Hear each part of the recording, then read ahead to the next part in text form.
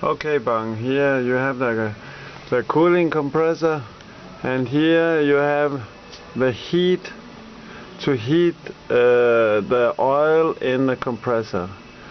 Here you see there is a cable, the cable to this heater coming here like this one. This one you put to an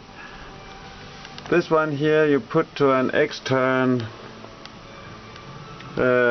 power supply, 220 volt, and you heat up here.